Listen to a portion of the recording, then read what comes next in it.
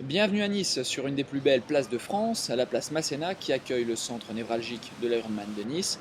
Avec la remise des dossards et la présence des 52 exposants, le village est le point de passage obligatoire pour chacun des 2500 concurrents. Petite visite et point sur la course avec l'organisateur de l'épreuve, Yves Cordier. J-4, je pense qu'aujourd'hui déjà le premier grand rendez-vous c'était l'ouverture de l'expo. Et bon, c'est vrai que c'est un grand moment parce qu'on retrouve, on va dire, tous les triathlètes, tous les exposants, toutes les grandes marques, les médias. Et voilà, on a l'impression vraiment que dans quelques heures, il va se passer quelque chose de très fort sur Nice. Et on en est fiers. Pour nous, c'est le travail d'un an. Ici, c'est une place stratégique sur Nice où il y a l'habitude d'avoir donc des manifestations culturelles, sportives, etc. Donc les gens, dès qu'ils voient effectivement des tentes, ils viennent. En plus, on a pas mal communiqué sur cette expo. Et le but, c'est de faire non pas une expo triathlon, mais une expo, on va dire, très ouverte.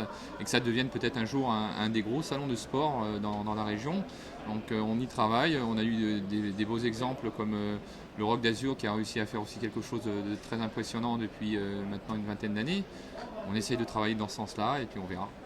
On a peaufiné cette année surtout une nouvelle pasta party et cérémonie de clôture sur le parc Phoenix et un parc floral. Donc on devrait avoir deux belles soirées où les triathlètes vont pouvoir se détendre, se restaurer avant et se réconforter après. Donc ça, on a travaillé là-dessus.